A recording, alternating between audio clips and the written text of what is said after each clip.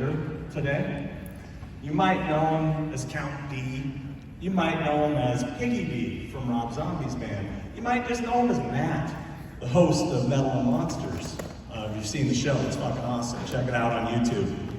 But that was where you're supposed to go, yeah, like you've seen. Yeah! They love it, Matt. Anyway, coming up right now, you pick the name, Piggy D.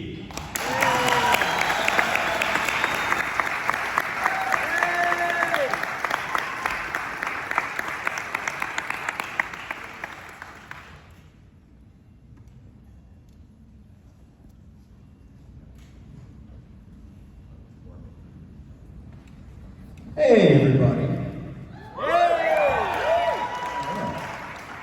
Excuse me, people of age.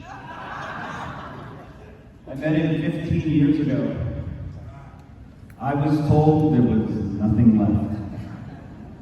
No reason, no conscience, no understanding in even the most rudimentary sense. Life or death, good or evil, right or wrong. I met this 6-year-old child with this blank, pale, emotionless face. And black his eyes. There you go.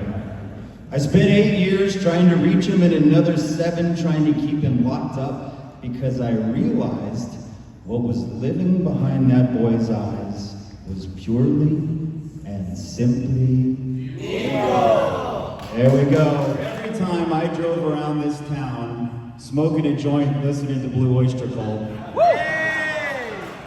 I could buy you all a thorn tattoo. So this is who I am, and this is who you are. We love this town. And we love this holiday, and we sure as hell love this movie. Woo! It's the perfect embodiment of everything that represents the holiday. There's something about the way evil is personified in this film that is completely timeless. Sadly, the synopsis of this movie reads like a CNN headline these days. But there's an underlying mythology, even in the simplicity of the story, that keeps us coming back for more every year. And we all showed up today for it. I'm very honored to introduce this cast today. And I want to hear you guys tear the roof off this place as we bring them up, okay? Yes! She totally impressed us with her famous squealing.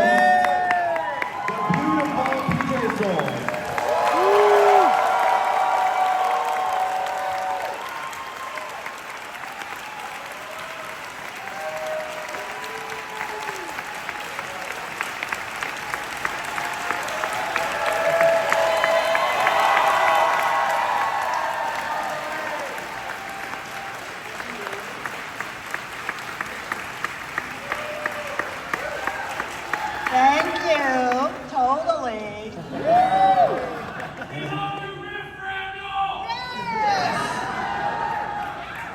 And how about the gorgeous, sharp-witted sheriff's daughter, Nancy Loomis-Tide.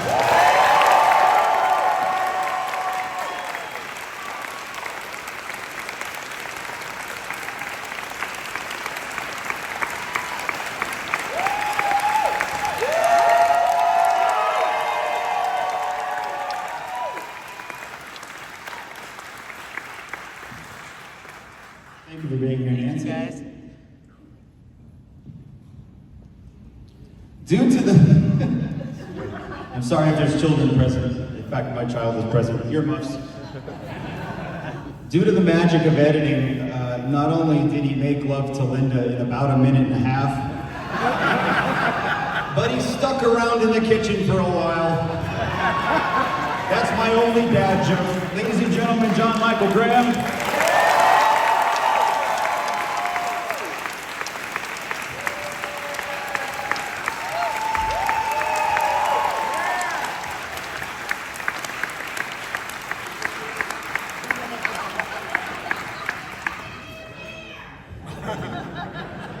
Yeah, here's a guy that made children in clown costumes horrifying until the end of time. Ladies and gentlemen, Will Sandin.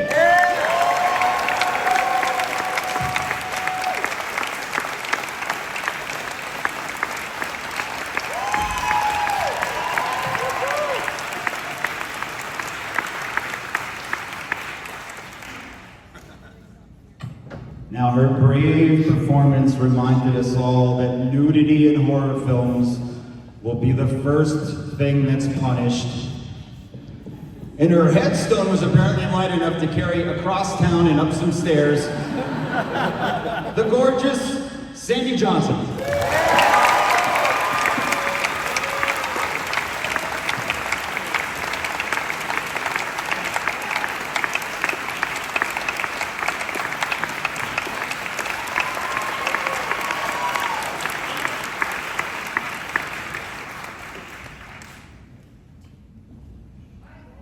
Are we missing someone? I think we're gonna need one more chair. Now, this man needs no introduction. The OG Boogeyman. There's only one of them. From the band The Coupe de Villes, ladies and gentlemen, Nick Castle.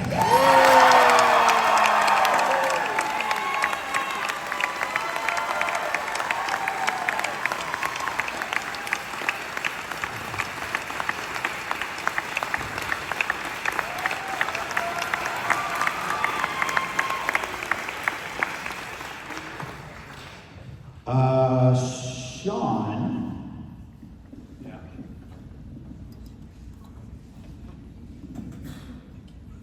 That's it. Huh? No. Okay. Well, I believe that's everyone that's joining us today. So let's, before we get into this actually, I just want to do one thing. There's a guy that's tied this community together for years. Some of you were stuck on a bus with him yesterday. Today happens to be his birthday. We're gonna sing happy birthday to the one and only King of Horror, Sean Clark. Ready? Happy birthday to you. Happy birthday to you. Happy birthday, dear Sean. Happy birthday to you.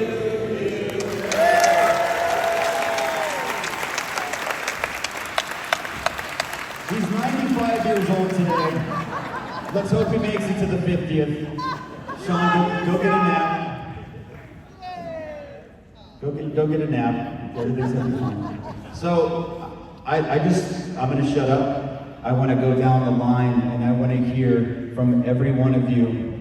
Nick, we'll start with you. How you got involved in the first movie and a little bit of your experience. All right. I was a classmate of John Carpenter's in 1967, 68. That makes me 812. Let me say, at the University of Southern California Film School. So we were film department mates, made movies together. I was the beach ball monster in Dark Star, if anybody ever saw that. You should, by the way, John Carpenter fans should go back and take a look at that if you haven't seen it already. It's pretty hilarious. And then when John was doing this movie, you know, he kind of got off. Everyone wanted to be a writer-director. He managed to figure it out first. And when he was shooting this down in near Laurel Canyon, some of you probably went by those houses yesterday, as a matter of fact. I lived pretty close to there and went down to the set before he started filming and said, I'm gonna hang out. Because, you know, when I become a director, then I'll have this tucked in my experience belt. And he said, well, yeah, okay. Well, why don't you be this guy then? Here's this mask, put it on, and you'll walk around, kill people, and you'll be here the whole time. And I went, sounds good. 45 years later.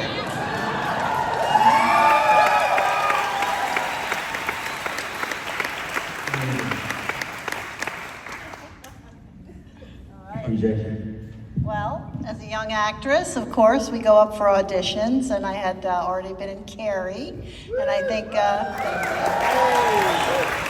plug it up. And John obviously had seen it, and so he asked me to come in and audition. And usually you read with a casting person, but I read with John.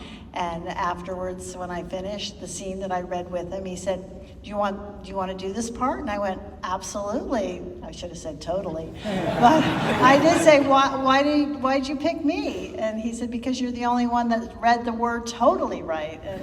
And I said, well, how else would you say it? And he said, well, that's why you got the part. And then he asked me to wait and to help him select of the three guys, someone to play my boyfriend. And I fell in love with John Michael Graham, and I said, he's my Bob.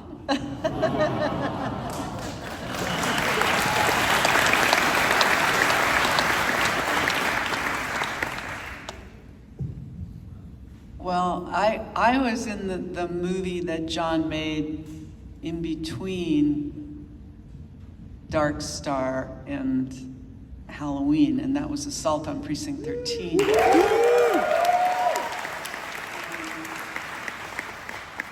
And so John, in his in the way that John is so incredibly sort of efficient, let's not waste anybody's time, you know, giving you the part immediately. He gave me the part immediately. It's like, okay, on to the next thing I have to check off my list. And I was really thrilled with that. I thought that was great. And the only thing that I regret about the whole thing is that I died in Assault on Precinct 13, and I guess John was impressed with that. So I also died in this movie in Halloween. Well, I was not given the part instantly. I was a young actor also, and went back for audition after audition, and luckily PJ finally came in, and that's why I'm here. So thank you, and my girlfriend PJ, who's the best. You all know that she's the best. I was 7 years old. I did a couple commercials and some print, and then I auditioned for the role of Tommy Doyle. Got a call back, read one of the lines, then they asked me to do a scary face. Next day they said you got the job, and that was pretty much it. I showed up on a Friday, filmed that scene. I was there all day. Once it got to nighttime, we shot the scene and took about 5 or 10 takes, and then that was it. 6 months later, saw the movie, and 45 years later.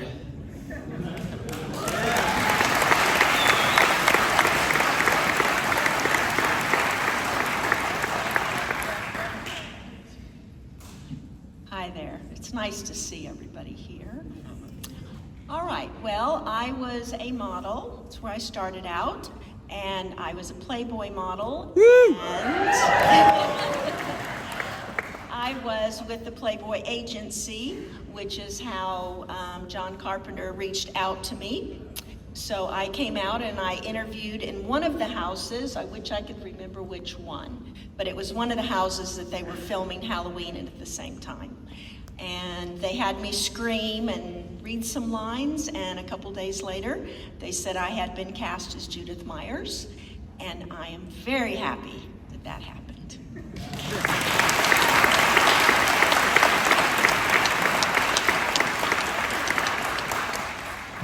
So, Sandy, since you're there, what was your impression of the film the first time you saw it?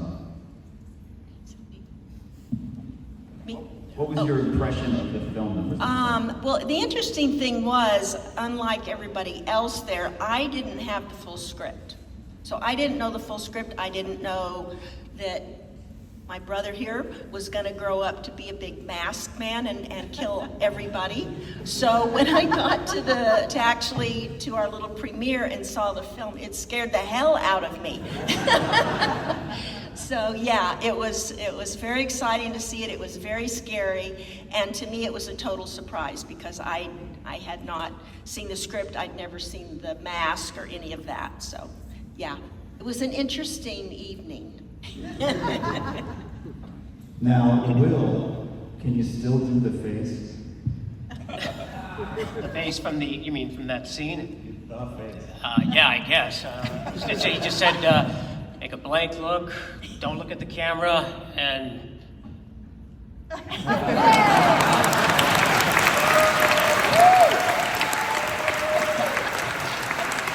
There it is, unforgettable. John, did you have an impression of the film the first time you saw it? Yeah, I think I've said this a few times, but I thought it was going to be a terrible movie.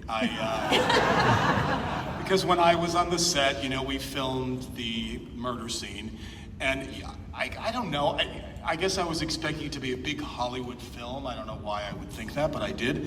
And so, me standing on a box and going like that just felt like, okay. And I've told everybody this, holding the knife under my arm. It's not even attached into anything in my chest, I'm holding it under my arm, praying that I'm not gonna let the knife drop during a take so that I'd screw it up. So, I just thought, well, this is probably gonna be a bad film and it'll play in drive-ins or something, which happened then. And it would go away. And so this was a shock when I saw the film and thought, this is a decent film. This is a good film. What, as we've said, I think all of us a billion times, the music in the film makes all the difference in the world. And and at the time, the music was a little bit different, something that most people weren't used to. So the whole thing added a great thing to the film. So it was a great experience and quite a shock to me. Still quite a shock to me that this film is a great film. Yeah.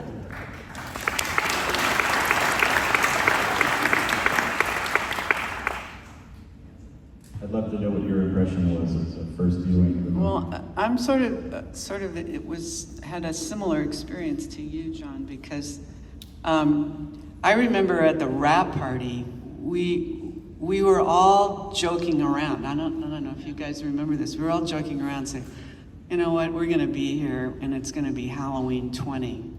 And we were joking about it, right? Wouldn't it, because I guess we were really just so glad that the film was finished at that point. So we were just joking about it and laughing about it. And then when I saw the rough cut, I was really worried. I thought, this movie's kind of flat.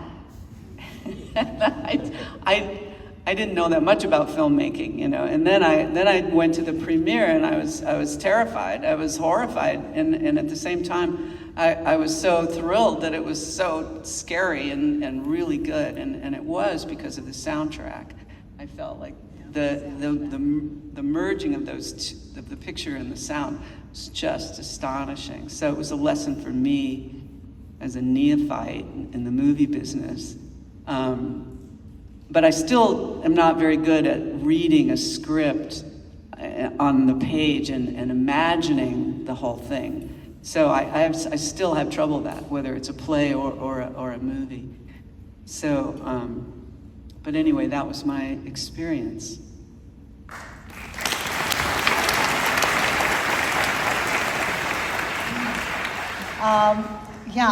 From the script, I don't think you could tell, really. But at that point in my career, I was most interested in hoping that I would do a good job as an actress and wanted to bring something special to the role. So I put in a few more totalies. But when we did see the first cast and crew screening, I just remember being completely tickled. First of all, at the opening credits with the pumpkin, I thought that was really amazing. And then hearing the music, it just was spine tingling. And I just thought, wow, this is really something. And it made me happy because I really liked John Carpenter and Deborah Hill, and I thought they were such a good team. And I I thought, wow, they really put together this very magical movie. But no way did I ever think, wow, this was gonna last 45 years. So, but I'm glad it did, and I'm glad you all still appreciate it and find the magic in it that we felt when we were making it. And obviously, it was real.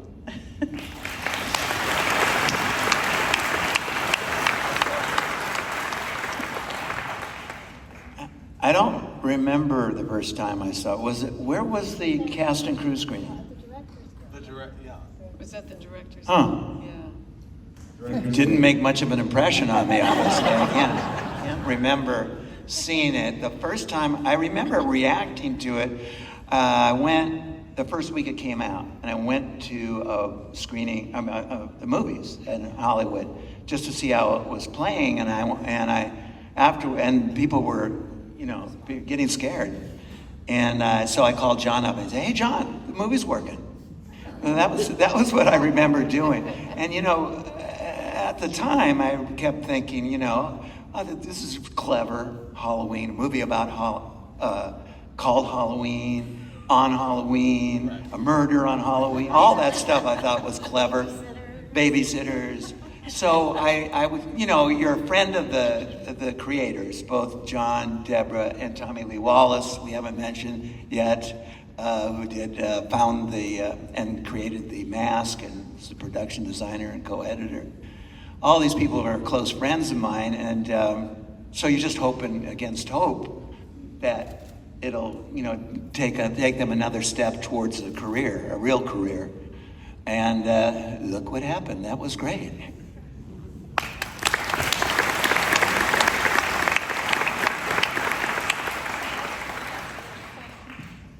What did you think of your performance the first time you saw it? Did you think, oh, that's me, or did you really get into that was the shape? I thought it was either me or Marlon Brando. I can't remember what I thought. No, I don't remember exactly. I've seen, it's funny, I've seen it since, obviously. Every once in a while I go, well, let's see. But, I just remember every time I jumped out of the shadows. So nothing was ever scary for me.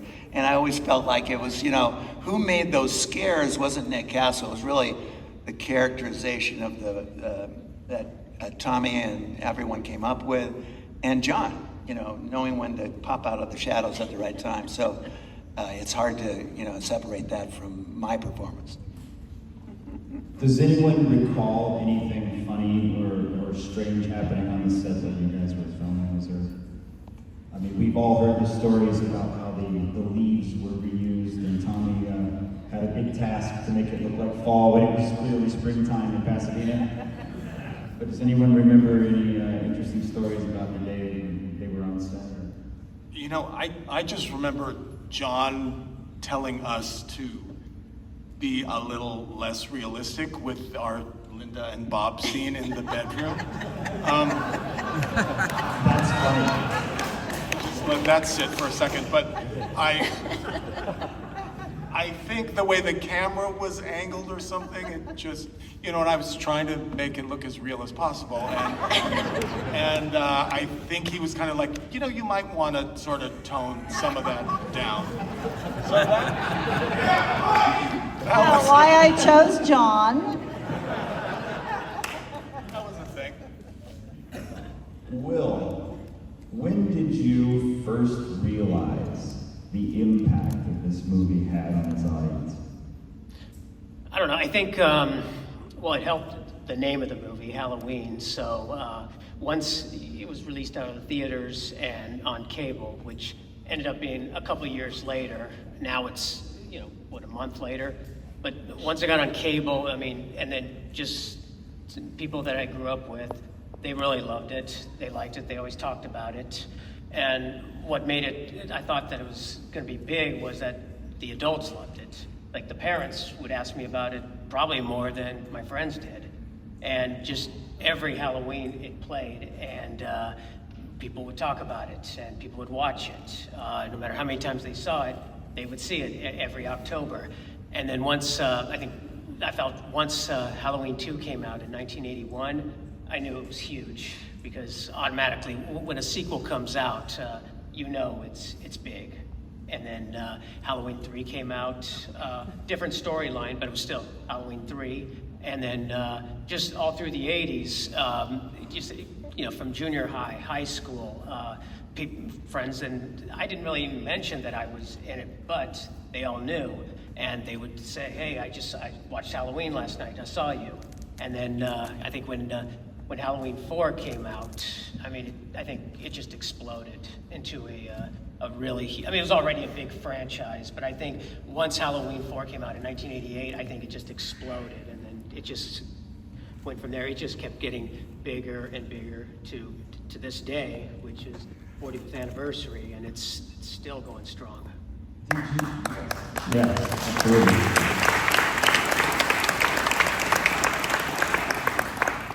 Did you ever put the costume on again? No, I've never. I was never a clown for Halloween as a kid. That was the only time, and yeah. So. Do you remember where you were for Halloween around that time? Do you remember what your actual costume was around that time? Like, what were you into? Was it Star Wars, or was it? Oh, when as a kid, and this was in the 70s, I was into, because they had those plastic costumes, so I was basically either those old school ones, either Frankenstein, Dracula, Creature from the Black Lagoon, like those kind of monsters I was really into. So when I saw it, I loved all those kind of horror movies as a kid growing up. But I didn't think they were that scary. Even as a kid, I didn't think they were scary. I just thought they were very cool. Halloween was like the first one where I was really scared watching it. It really did jump at me. That was like the first one that did that. It seems, I think it's maybe one of the first movies, you guys can chime in on this too, that made costumes scary. Like, it was the first time I remember seeing in a film a child in a costume, and the visual of it was unnerving. And I would have imagined at that age you probably would have recognized a lot too, especially once the movie hit. Like I said, I don't recall really telling all my friends or anybody that, hey, I was in Halloween, or I just filmed Halloween, but they did know. Maybe I did, and I just don't remember that, but everybody from grade school and Little League Baseball, they all knew, and but like I said before, they just would talk about it or ask me about it every October when it came out, and that really did help for the growth of the movie, that you had a movie that would come out automatically every Halloween, every October. Yeah. Sandy, question for you. When did you first realize the impact of this movie on the culture? A lot of fans, whenever I tell them this, they say they don't believe it, but I went from California. I got married, moved to Oregon, and then ended up back in Texas, my home state, and I was kind of devastated. I'd lost both my parents, so I kind of put acting away. It was just a really bad time for me. And so I became a teacher, special needs teacher, spent a really long time doing that.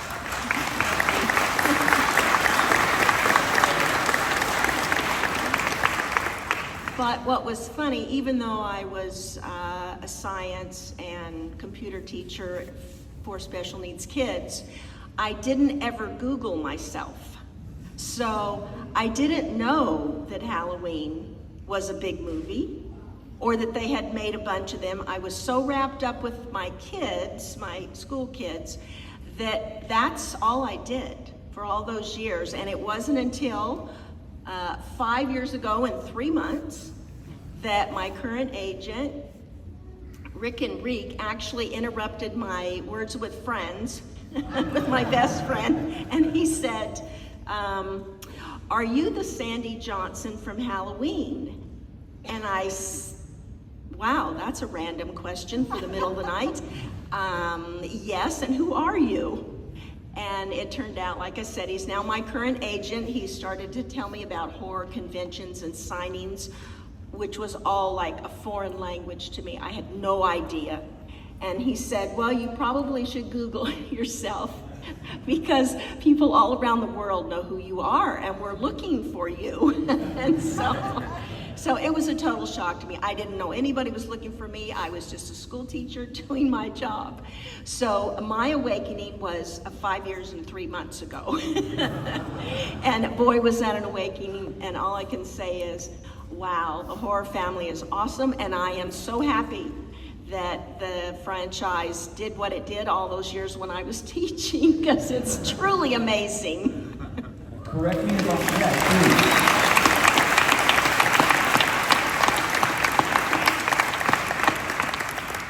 You are technically Dr. Judith Myers, correct? You got your doctorate. I did. I'm a doctor. Way to go.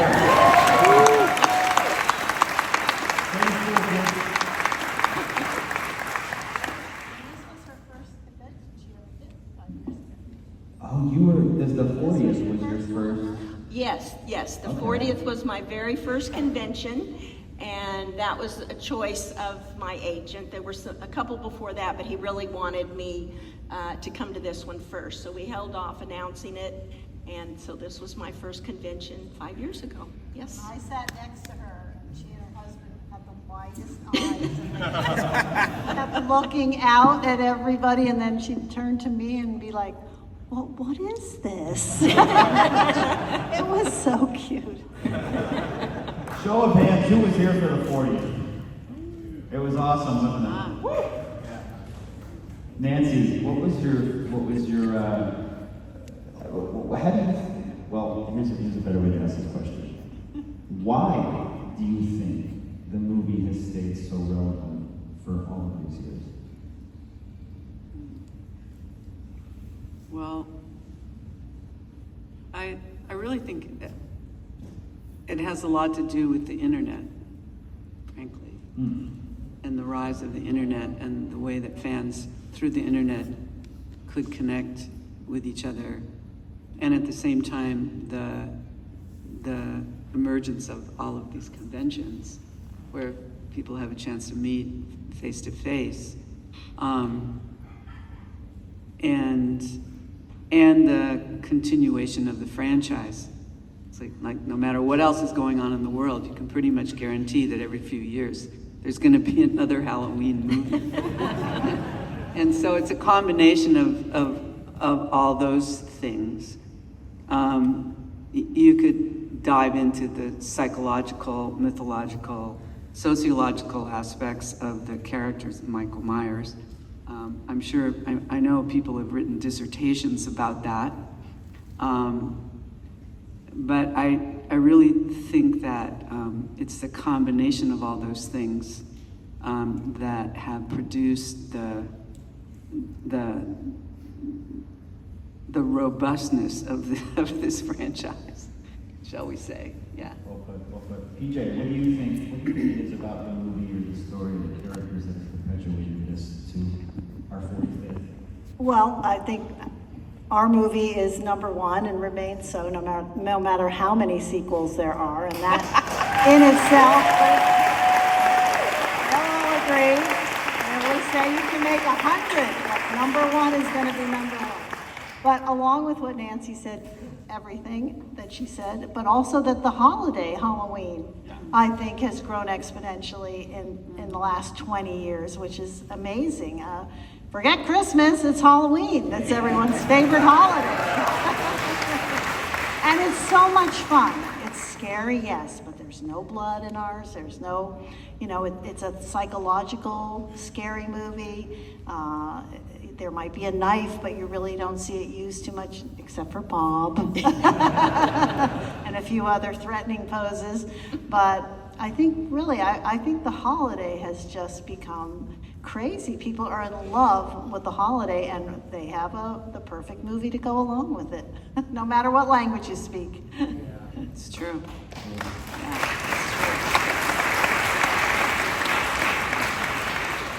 Nick, do you have anything to add? Do you have any theory as to what has perpetuated this fandom to this level? Anything besides what all these good people said? Let me see.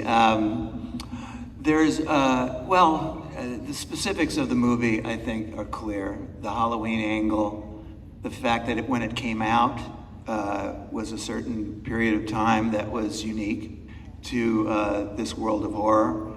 The growth of horror over the years and the comfortable nature of, in a strange way, of the family that it makes and the fun that people have. And then in general, I think, and this goes through a number of these franchises, is nostalgia. There's a nostalgic pining and longing for the day you first saw something. The one time you went with your dad and went to the movies. And it's amazing how many people come up to me and say, thank you for the first time. Yeah, I remember this movie because it was the first time I got scared, So a combination of all those things, plus this, the business almost of nostalgia, which could have its downside as well. But, for us, and I include us too. I mean, we are just lucky to have this as a fun remedy to some of the craziness of the world. So it's all those things. And then,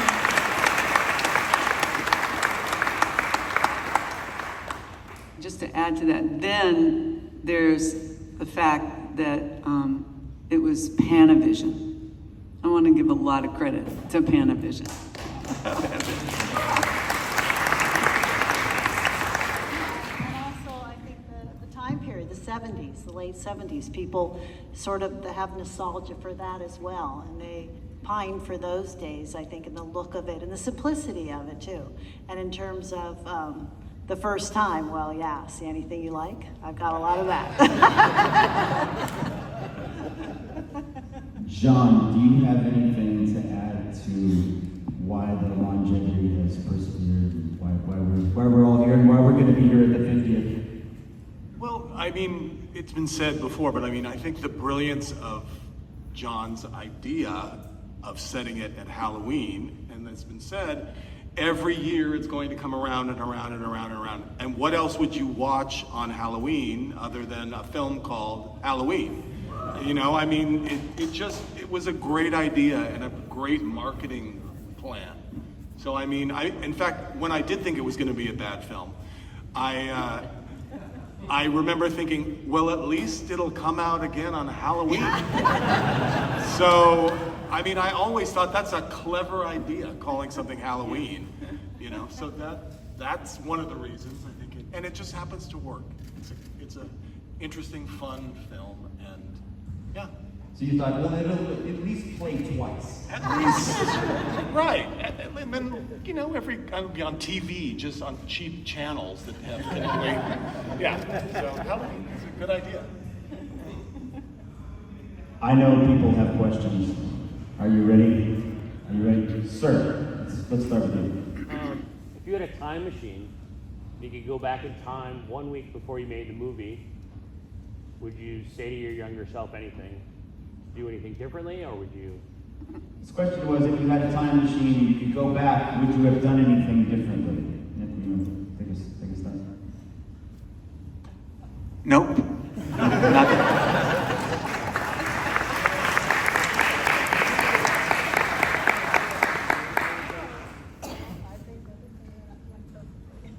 You want to say that louder? I think everything went perfectly, but it's a good question. I think I would have just convinced myself that it was okay to relax and have a good time and not worry about it so much, because at that time I was so concerned about doing a good job and making a good impression. So I think that's all I would have done. Yeah, that's how I feel too. I was, very young and very nervous about, my first real role like that. So I was very terrified, and I always say I was hiding in the trailer with the kids. You weren't there that time.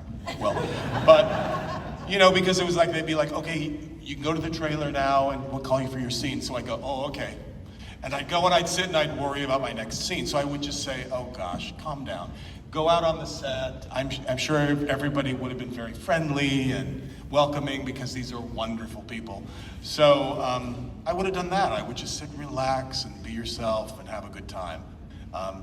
But it came out okay anyway, so. Yeah.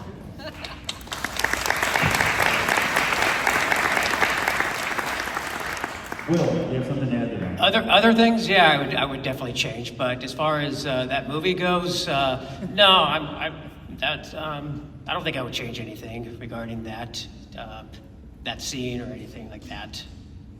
We're not going to improve on that stair. That stair is locked in forever. It's perfect. Sandy. I think I might have asked, could we let my boyfriend be upstairs a little bit longer?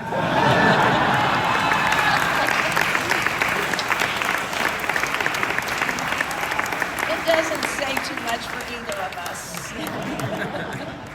Young man in the lecture. What was it like working with Jamie Lee Curtis? A blast.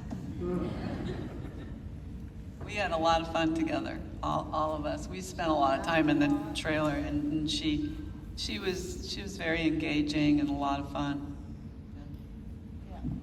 Yeah, she was, the three of us bonded instantly like we actually had gone to high school together, and we were just giggling all the time. And I just remember Jamie as having a very upbeat and positive attitude, even though she was really sort of terrified that she was doing a bad job and would get fired. I remember she was very nervous about that. But as a, one-to-one, girlfriend to girlfriend, she just was delightful. I remember thinking, she was much younger than I was, but I just thought she was just really a cool chick. Anyone else have a, no? Who's it? Sir in the white church. What was your first reaction to when you heard the soundtrack of any of the music for the first time? Like, was it terrifying? Was it like, oh, that had The soundtrack? Yeah, what was it like when you first heard it for the first time? Any It really scared me. It was powerful. I realized how powerful it was because I had seen the rough cut without any sound at all. And it was like night and day when the soundtrack was merged with the picture. It was pretty amazing. But the soundtrack itself, I'm so thrilled that so many of you have collected that album and appreciate the music for itself. It's pretty great. And it was shocking because I didn't really know John was a musician, or I guess at the rap party you guys played, you had a band, the Coupe de Villes, and they played, and I was like, oh, that's cute. They played instruments too. Everyone in the 70s had a band, it seemed, so it wasn't anything out of the ordinary. But then when we went to the cast and crew screening and little piano started playing, I was like, wow. And then it said music by John Carpenter. I'm like, really? Oh, the guy's, it's everything. And then realizing, wow, and the few times that I did see it on TV at home and I just turned the sound down just for fun, I go, not as effective, you need that music. So really brilliant, it really amazed me. Next question, sir in the orange shirt. Yeah. What is something that you took from that movie? What, like a learning experience, something that you took from Halloween and used it maybe like towards your personal life or your career? Was there something you took from Halloween as a learning experience that affected them moving forward? I'll do it. Sure. Well, that's why I was there. So it really, as I mentioned before, I went to film school with John. John had already done a couple pictures. I was on the set of A Dark Star, not on Assault. And when I got this opportunity, and I thought, what if I hung around here? You have all these misgivings. I knew I was going to have all these misgivings about being on a set and being the director for the first time. And I thought this would dispel some of the craziness. And it was exactly that. You know, you get to know a crew, you get to know the whole gang, you get to be in the background. All of the fear that would build up before it. Of course, you're going to have anxiety when I did my first picture as a director, but it did help in that regard. And also, John's very good. So I've learned his demeanor on the set, which I thought was smart, and not just smart, but because he's a nice guy. He was good to the crew and respectful to the crew and the actors. That was important because you hear all these monsters, horror stories, that's a good term for it, about prima donna directors and go off and yell at people and stuff like that. So that was good too, to know that. And then the simplicity and kind of classic nature of the way he would address the scenes in terms of the way where the camera was placed, the movement of the camera, things like that. It was a good school. Even though I went to school with him, we learned these things together. John kind of was, a step ahead. So it was always like a good person to lean on and to find out some stuff. Really great question. Anybody else has anything for that? One thing that I learned has been a big thing in my life is that I learned that you never know where you're going to end up. You never know what's going to lead you here. I mean, like we've all said, none of us would have expected that we would be here in this situation with all these people who love this film and whom this means so much to. And I just think, you don't know how you touch people. Everything you do, you end up touching people in a way. And how we've managed to touch people, all of you, by being in this film where we each had our own little ideas of what we were doing. And we've come together and made this. So I think you just never know in life what's gonna happen, what's gonna take you to where you need to go. And that's changed my life, doing this and seeing how this happens. And just realizing you gotta watch what you're doing, do your best, and this happens.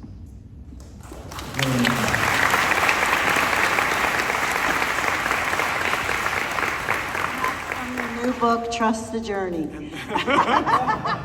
You can buy it on Amazon.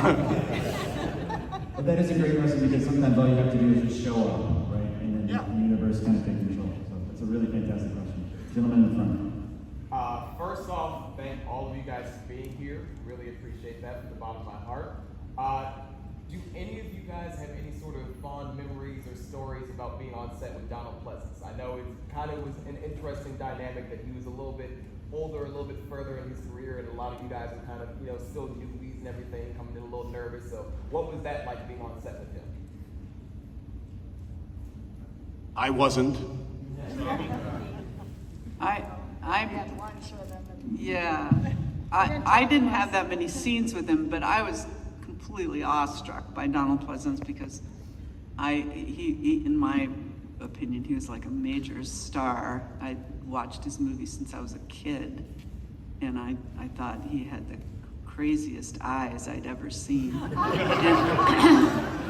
So that other question about it, if you could have done something different before Halloween started, I think I would have had it written into my contract that I would have had a scene with Donald Pleasance.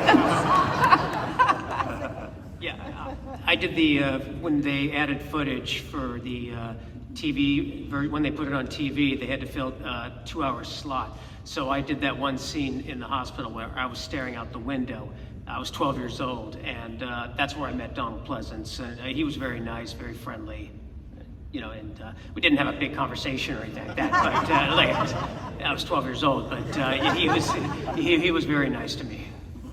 Really great question. Yeah, I just remember having lunch, the three with the girls, and sandwiches, and after picking up the leaves, and he just was very quiet. And I remember saying to John, does he not want to talk to us? And he said, well, he likes to stay in character. So even through lunch, a lot of actors like to not break, their feeling of who they're playing, so maybe you should just, try to avoid him. And so I just remember thinking, oh, well, okay, that's interesting, but gosh, I don't know, he should relax a little and try to talk to us. We're all cute girls.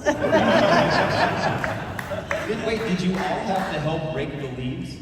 Yes, we all picked up the leaves after they threw them around. Team players, everybody. Yes, we did. Oh, yeah.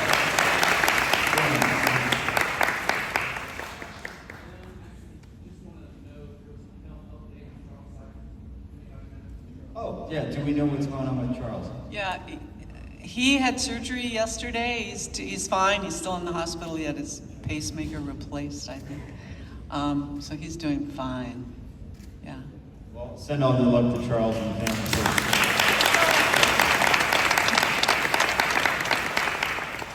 I have kind of a two-part question. Number one, how fun was it to film the night scenes? That's my first question. That's my first question. And number two, when you return to Pasadena and LA or WeHo, where some of the other shots were filmed, what are some of the feelings that come over you? Obviously you have memories of being on set, but I can imagine you spend some time off of set and maybe there were things that you did or you hung out. How does it feel to return here after all of these years and sort of have these memories and everything sort of flood you? Like, what does that kind of feel like? Let me just repeat for the back of the room. So he's asking, is there any feelings that come back when they return to Pasadena in the LA area, and what was it like to film at night? If anyone would like to take that. Different question. I'll do the night one because I hated it.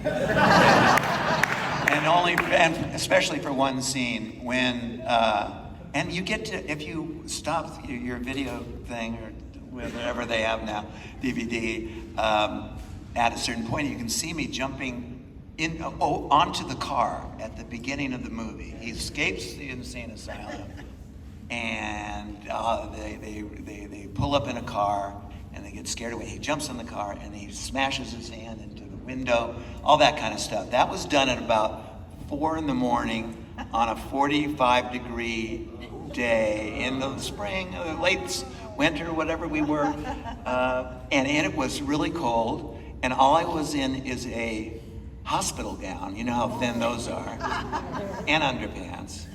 And John said, okay, you're going to do this, you're going to jump on the car, and then you're going to, okay, that's not so bad. So, but then, and this, I swear I remember it this way, he said, right before we started the shot, he said, okay, start the rain. And I said, what does that mean? And they had these hoses. They didn't even have one of those great machines. They had these hoses, giant, fireman hoses, going like this up into the thing, and I'm going, seeing it come down, he goes, okay, and action. And then comes down on me like icicles on the back of my back. And then I had to go through the whole scene just almost screaming with pain. And so I do it, and I go like this, what the, they put a furniture blanket, they call it, on the set there. It's like a blanket. And I said, I'm grumbling, and then John turns and goes, okay, let's do take 2. So that was my least favorite time on the set, and that's my memory of nighttime shooting.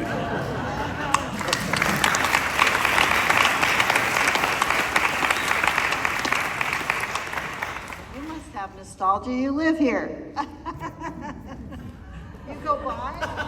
I don't have a lot of nostalgia. I have to be honest with you because I live in LA. And I have nostalgia about the old neighborhoods that I used to live in. Whenever I'm back in those neighborhoods and I want to go see, okay, how's it changed, the place I used to live? But, or go to the coffee shop where I used to hang out. But I don't really have a lot of nostalgia for the locations where we shot, Sorry to disappoint you. I think we've all got enough for all of you. Am I right? Right. Anybody else have any memories of night shoots? No, but it is amazing that you guys love going to the hedge and sitting with the pumpkin on the stoop, and you guys have nostalgia, and that's amazing. So, but we were making a little movie, but for you who who have seen it and love it and have embraced it as part of your lives. It's wonderful that you do, and you keep those locations alive. So, and Sean Clark too. So. And Lori's house is up for sale. I heard. Really? Yeah, that's where she sits with a pumpkin. So, anybody have $1.5 million out there? Yeah, that's right. I can tell you, as somebody who's personally lived in Pasadena for 10 years, the magic is still there for all of us. You guys who took the tour with Sean yesterday, like, it's all the feels, right? Like, you see the houses, and you see the streets, and you see the sidewalks, and you see the concrete thing, and it's all there. And it's all that we love it. So we've got enough nostalgia for all of you guys. If you, Sandy, you had something to add. You were talking about night scenes. I just wanted to say that when I shot the scene upstairs, it was different because it was a real house and it was a really old house. So it wasn't like being on a movie set. It was actually pretty scary. And like when they came upstairs, the stairs really did creak. and it was really dark, and it had, dark corners and stuff. So I just remember being up there and just thinking, boy, they're not going to have to add a lot to this scene to make this a scary place. So when they were coming up the stairs and everything, I could definitely hear them creeping up the stairs and stuff. So yeah, I mean, we were in real people's bedrooms, and in their bed. So that's just it's odd. I wish they would have filmed when the parents came home and said, "What happened here?" Go ahead, Jill. I think we've got time for one more question. We're actually running over. So, gentlemen, my question is for Will. I was wondering if early on, if there was any discussion of you maybe playing Tommy Doyle instead, and Brian Andrews maybe playing young Michael. Well, I auditioned for the role of Tommy Doyle, as I'm sure a bunch of kids did. But as far as did he audition for young Michael also, that I'm not sure. I just I read for that role. I read for the callback also, and he also told me to, like I said before, make a scary face. And when the next day when they said I had the job, I didn't know which role it was, but until I went to the set on that Friday and filmed the scene, I said, okay, I know which role I got. And also later on, I heard that Brian Andrews was cast as that, because I did know him back then and his mom. So. Good question. Okay, one more question. One more. Young lady.